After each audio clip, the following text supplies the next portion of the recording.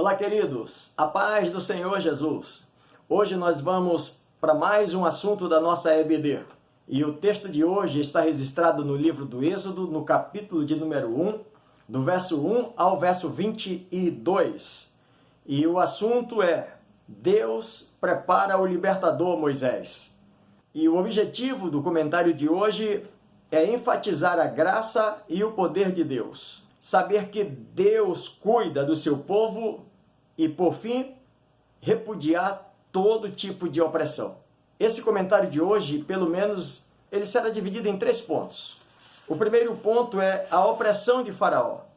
Em segundo lugar, o nascimento e educação de Moisés. E, por último, a fuga do Egito. E eu sugiro que você faça a leitura do texto que nós já informamos, mas que, se possível, você faça a leitura dos 2 capítulos, 1 e 2 do Êxodo, porque certamente vai enriquecer ainda mais o seu conhecimento acerca daquilo que estamos lhes falando nesse momento. Eu quero agradecer nesse momento a você que já é inscrito no canal, a você também que tem compartilhado esse link com mais alguém que precisa ouvir esta palavra, mas também quero pedir a você que ainda não é inscrito, se quiser fazer, faça isso agora. Com certeza, também nós vamos juntos cooperar para que mais pessoas sejam alcançadas com o poder da palavra de Deus. Portanto, a todos vocês, sejam todos muito bem-vindos. E nós vamos começar o assunto falando então sobre a opressão de Faraó. Essa opressão de Faraó acontece porque, primeiro, para a gente começar um pouquinho falando sobre isso, a gente lembra que Israel chega no Egito com 70 almas. José está no Egito, é governador. José ajuda a salvar o Egito de uma grande fome e o mundo todo. E Israel, então, vai escapar no Egito com todas as tribos de Israel. E o povo continua crescendo e se multiplicando. O faraó, que conhecia José, morre. José também já é morto. Anos se passaram, séculos se passaram. E agora surge um novo faraó que tem como nome Ramsés II. Esse homem, ele não conheceu José, não conheceu a história de José, portanto, o tempo tinha passado, os eventos agora mudaram e o que era importante findou acabando no esquecimento. Então, novos fatos ocuparam os palcos e uma coisa nós podemos entender que é certa: a vida ela sempre traz mudanças. E agora Ramsés quer trazer mudanças ao Egito, e as mudanças que ele quer trazer, quando ele percebe que Israel está crescendo, no livro do Êxodo, no capítulo de número 12, nós encontramos os fatos dizendo que Israel já tinha 600 mil homens adultos com idade acima de 20 anos. Pelo aspecto do comentário, nós podemos observar de que Israel já teria aproximadamente 3 milhões de pessoas morando no Egito, entre mulheres, crianças e adultos, homens. E é essa preocupação desse Ramsés que reina no ano de 1290 a 1224 a.C. Ele então resolve elaborar um plano para frear o crescimento de Israel, que já crescia, embora eles trabalhando num trabalho escravo, vivendo sob pressão do rei do Egito, do governo, mas Ramsés agora diz assim: nós precisamos frear o crescimento deles. E esse crescimento nós vamos frear dando a eles trabalho mais duro, trabalho mais rígidos. Quando nós olhamos para esse aspecto, é preciso olhar além do projeto, ou quem sabe do aspecto político e militar. Havia também aqui uma influência maligna, porque Israel é povo de Deus, e não se dobrava aos deuses dos egípcios, tinha as suas leis, os seus cultos, adorava o seu próprio Deus. E isso então traz para nós uma lição de que eu e você, todos nós que somos cristãos, e que se não aprovarmos as formas e os métodos e os padrões do mundo, pode ter certeza que isso custará para nós alguma coisa. Isso é baseado no que o escritor mostra para nós e isso é real. Mas aí nós vamos observar qual agora o plano de Ramsés, desse faraó, para os hebreus que estavam no Egito. Primeiro, então, ele começa pensando o seguinte: nós vamos afligir esse povo. Nós vamos dar a ele uma amarga vida, eles vão amargar para viver. Nós vamos então colocar sobre eles uma dura servidão, de maneira que eles vão trabalhar e eles serão para nós como descartáveis. Não prestou mais, a gente encosta. Só assim nós podemos então frear o crescimento deles. Eles não serão mais produtivos, eles não procriarão mais por causa dessa exaustão que eles vão viver, por causa dessa angústia que eles vão viver, serão angustiados. E então eles não crescerão com tanta festilidade como eles estão crescendo. Só que, mesmo vivendo tudo isso, mesmo vivendo essa dura servidão, Deus continuava abençoando e Israel continuava crescendo. Era povo de Deus, promessa de Deus, crescimento, promessa para Abraão. E aí, Ramsés agora então elabora, percebe que o seu primeiro plano falha, vou elaborar um segundo. Qual é o segundo? Eu vou então pedir que mate todos os meninos. E ele ordena, escreve um decreto, ordenando em todo o estado em todo o país, que todas as mulheres, quando fosse dar à luz, que as meninas deixassem viver, mas os meninos que matassem. E ele dá ordem, então, às duas parteiras chefes que tinha no Egito, Sifrá como a Puá. Essas duas parteiras eram chefes de outras parteiras que acompanhavam todas as mulheres. E a ordem é: todo menino pode matar e toda menina deixe viver. Mas nós aprendemos uma lição interessante com essas parteiras, mesmo elas não sendo hebreias, mas elas nos dão uma lição de temor a Deus muito grande. Qual é a lição que ela nos dá? É de que há ordens que não devem ser obedecidas por serem injustas. Elas então não obedecem à ordem do rei, elas percebem que isso é injusto. Matar uma criança que está vindo ao mundo e a gente tem que matar, e elas não matam. Quando o rei sabe disso, de que algumas crianças ainda continuavam vivendo, e elas justificam, é porque as mulheres hebreias, elas são diferentes das mulheres egípcias. Quando a gente chega lá para fazer o parto, ela já deu à luz.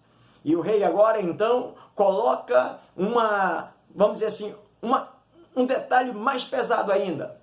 Ordena que todos os egípcios, quando encontrassem esses meninos que nasceram após esse decreto, teriam que ser mortos, então afogados, jogados no rio.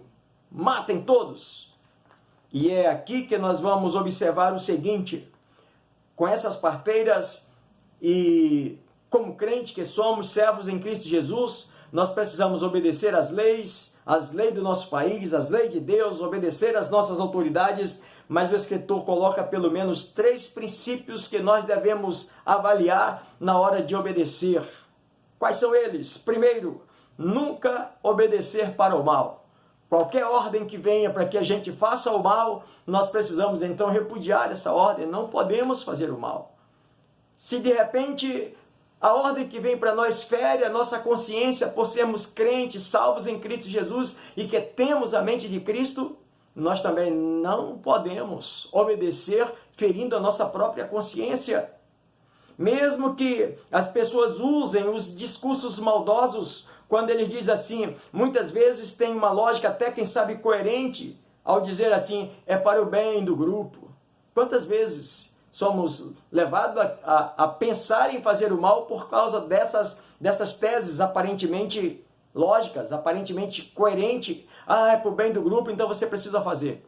Ou por outra, é aquele argumento dizendo, todo mundo faz isso, é para o bem de todos, todo mundo faz. Não, eu não sou todo mundo. E se eu e você também não somos todo mundo e temos uma consciência, uma mente de Cristo, nós não podemos obedecer simplesmente porque todo mundo está fazendo assim ou está desobedecendo. E em terceiro lugar, é de que nós temos um Deus que precisamos obedecer a Ele, pois Ele cuida dos fiéis, daqueles que são fiéis a Ele e a sua palavra. Bom, então agora chega a hora da gente avaliar o nascimento de Moisés. É no meio de tudo isso aqui, dessa mortandade, dessa pressão do rei para matar todos os meninos, que Deus então agora escolhe, imagina comigo, numa multidão de 3 milhões de pessoas, Deus então visita uma casa, encontra um homem chamado Arão e a sua esposa, Joquebede. E é como que Deus chegasse com Arão e Joquebede e dissesse assim, olha, vocês vão gerar um filho e esse filho vai ser o libertador de vocês daqui dessa escravidão. Escuta uma coisa, o negócio era de caos. E quem era Arão? Quem era Joquebede? Ah, se fosse nos nossos dias, nós íamos primeiro dar uma olhada nas redes sociais, quem é essa pessoa? Ele está no Instagram, ele tem o Facebook, ele tem um canal no YouTube. Quem é ele mesmo? Na verdade, naquele tempo, muito mais difícil ainda. Não aparece o nome dele na história antes. Mas o Senhor se agrada dele no meio de uma multidão de 3 milhões de pessoas. Está aqui. Está aqui então Arão sendo chamado por Deus para dizer, você vai ser o pai do libertador de Israel. E é nesse momento que nasce Moisés. Esse libertador. Agora escute uma coisa, não deve ter sido fácil, porque o texto diz que a sua mãe, Joquebede, ela escondeu essa criança por 3 meses. E depois de 3 meses, ela então precisou tomar uma decisão. Ela fez tudo o que foi necessário, mas agora ela precisava tomar uma decisão. E que decisão era essa? Gente, a decisão era o seguinte, ela tinha 2 escolhas e cada uma pior do que a outra. Porque a ordem do rei era, onde encontrar esses meninos que nasceram após esse decreto, devam ser jogados no rio, devam ser mortos. É possível que muitas crianças morreram, muitos meninos. E Joquebede agora está 3 meses escondendo o menino e ela então tem a ideia de fazer um cesto de junco e colocar aquela criança no rio. Alguém chega até comentar e dizer assim, essa mulher parece que ela estava com uma ideia meio biruta, né? Eu acho que ela estava fora de si. Na verdade, pensa comigo, meu menino tem 3 anos, 3 meses, aliás. Os soldados do faraó estão caçando onde encontrar um menino para matar afogado. Eu já não tenho mais como esconder. Colocar no cesto, eu vou colocar no cesto lá no rio, mas aí vai ter os insetos para picá-los e quem sabe até os predadores, que tinha muito também no Nilo. Mas às vezes, na nossa caminhada, quando nós precisamos de tomar determinadas decisões, quando nós temos diante de situações que a gente, aparentemente, 2 decisões, cada uma má, cada uma, quem sabe, mais difícil do que a outra, nós precisamos de fé. E além disso, nós precisamos que Deus opere em nós essa direção. E foi o que aconteceu em Joquebede. Joquebede vê que todas as 2 opções não era fácil. Mantenha escondido ou eu coloco lá no rio? Bom, a fé me diz que se eu colocar no rio eu vou salvar. Agora escuta, no momento em que Faraó estava voltado o seu pensamento, mandando todos os seus soldados em todos os lugares para que se encontrasse algum menino vivo que o matassem. Ele só esqueceu de que o Deus que tinha trazido Moisés ao mundo era o mesmo Deus que ia cuidar de Moisés. E sabe que enquanto o foco está para matar os meninos, Deus chama quem? Joquebede, chama Miriam, chama as próprias parteiras, a Sifra e a Puá, e ainda mais a princesa do Egito. Diz, olha, o rei está apavorado com o crescimento do povo, mas eu já tenho um libertador. Está aqui esse menino, é a responsabilidade de vocês cuidarem dele. O projeto de Deus estava ali daqui 40 anos. Faraó está dizendo que daqui 40, 50 anos ele acaba com Israel. Deus está dizendo, pois é, antes disso, daqui 40 anos eu tenho um libertador para tirar todo mundo daqui e deixar você sem ninguém. Deus então usa aquelas 3 mulheres, mesmo no meio do caos, para que o libertador estivesse protegido. Agora deixa eu te falar uma coisa. Durante 3 meses, Joquebede fez de tudo. E agora a criança volta para sua mãe. Já diferente. Porque antes era, vamos dizer assim, era difícil sustentar. Mas agora, esta criança, ela já volta para suas mãos, já debaixo de uma custódia, já com uma proteção, também já até com um salário para que ela cuidasse. Ou seja, a coisa agora mudou por causa de um ato de fé, numa situação difícil de se escolher.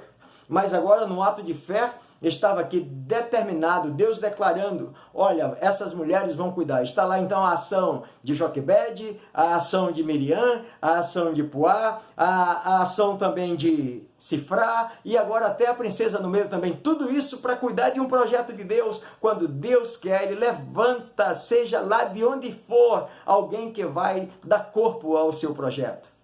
Pois é, então Moisés agora está sendo criado, ensinado, a sua mãe agora vai ter tranquilidade de ensinar para que ele tenha todo o ensinamento e que ele seja forjado na sua mente, no seu coração, um caráter de um verdadeiro servo de Deus.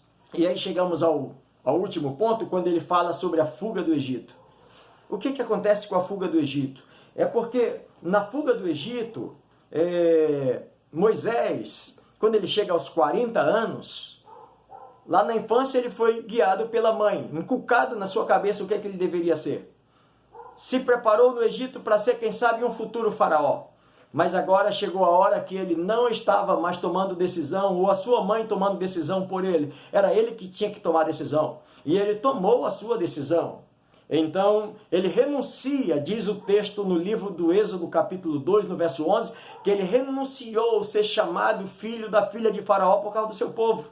Só que ele tentou livrar o seu povo dentro dos seus próprios meios, com seus próprios esforços, quem sabe com a sua própria mentalidade, com a sua própria força, quando ele viu dois hebreus, aliás, um egípcio maltratando um hebreu, e ele foi lá e defendeu, matou aquele egípcio, enterrou na areia. No dia seguinte, quando ele vê dois hebreus discutindo, e que ele vai lá dizer, olha, nós somos irmãos, por que vocês estão discutindo assim?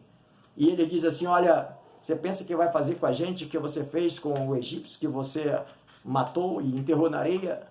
Moisés então agora diz assim, descobriram, eu vou ter que fugir. E Moisés fugiu e foi embora. Saiu do Egito fugido, porque ele não conseguiu. Aparentemente Moisés parece que já tinha uma intenção de que ele seria o libertador. Ele foi criado e ensinado em toda a cultura para conhecer tudo e libertar o seu povo. Mas agora ele teve que sair. E o escritor mostra para nós que nós vivemos tempos em que a visão de cristianismo, ela é muito de só queremos receber. As pessoas, muitas vezes, quando se fala do cristianismo, porque eu quero ser pastor, porque pastor é isso, pastor é aquilo outro, porque eu quero receber, porque eu quero ser famoso, porque eu quero ser poderoso, e enfim. Na verdade, o que o comentarista mostra para nós, se nós estamos dispostos a renunciar, muitas vezes até oportunidades e privilégios, para melhor fazer a vontade de Deus. Pois é, Moisés faz isso, ele renuncia todo o privilégio para poder se adequar, ou quem sabe salvar o seu povo daquele tormento que eles estavam vivendo. E aí, o fracasso dele, porque ele quer libertar esse povo com a sua própria mão, com o seu próprio poder, com o seu próprio entendimento. E, na verdade, ele não conseguiu fazer com o seu próprio entendimento. E o que nós aprendemos no texto é que, no reino de Deus, não apenas os fins, mas também os meios precisam ser santos. Cada etapa precisa ser uma confirmação do projeto final.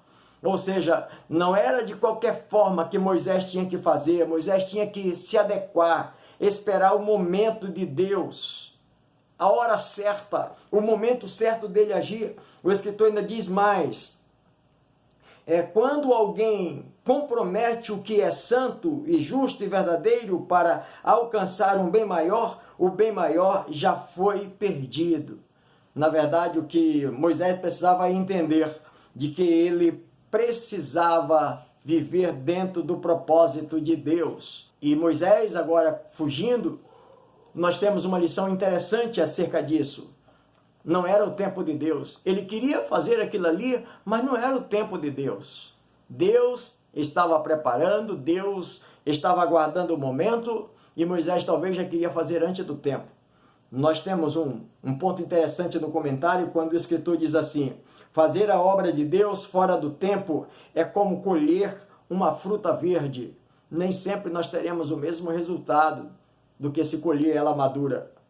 Na Bíblia existe uma consciência ou conceitos de tempo. A Bíblia chama de tempos cronos e tempo kairos. O tempo cronos é esse tempo cronológico, é esse tempo de ontem, de hoje, de amanhã, é o tempo que vai passando, né? Então esse é o tempo cronos. Mas o tempo kairos é aquele tempo da oportunidade, do momento, é agora. E não pode passar da agora, nem pode ser antes, nem pode ser depois, é na hora. Pois é, o que nós aprendemos com o texto é que Moisés queria trabalhar antes da hora, no tempo cronológico, e Deus disse, não, não é esse tempo, espera, vai chegar o kairos, a hora, o momento. Queridos, nós aprendemos com isso aqui, que é o tempo da oportunidade e do momento certo. Eu quero concluir nesse momento esta palavra para você, nesta lição maravilhosa para todos nós, de que nós precisamos então entender, de que eu e você, nós estamos dentro desse tempo cronos, desse tempo cronológico, que ele vai passando, amanhece o dia e termina o dia, vem a noite e amanhece novamente. Nós estamos dentro desse tempo, mas existe um tempo determinado por Deus para mim e para você fazermos a sua obra, e que esse tempo nós não podemos desperdiçar. De repente, você que está me assistindo agora, qual é o tempo que Deus te deu para que você fizesse algo melhor para Deus? Talvez esse tempo é agora, talvez o Senhor está te chamando agora, esse momento agora, para que você desprenda-se e agora mesmo você aceite esse desafio de ser fiel ao Senhor e obedecer a sua palavra, cumprindo assim o seu decreto. Espero poder ter contribuído com você nesse comentário. Espero que Deus te abençoe, que esta palavra então encontre guarida no seu coração, e que juntos possamos então, mesmo vivendo nesse tempo cronos, mas também entender qual é o tempo kairos, o tempo de Deus, o meu tempo, o seu tempo de fazermos e avançarmos na obra de Deus. Deus te abençoe, até a próxima oportunidade, se o Senhor Deus assim nos permitir, estaremos juntos para então mais uma lição da nossa querida EBD. Eu espero te encontrar outras vezes. Deus te abençoe e até o próximo encontro, se o Senhor Deus assim nos permitir.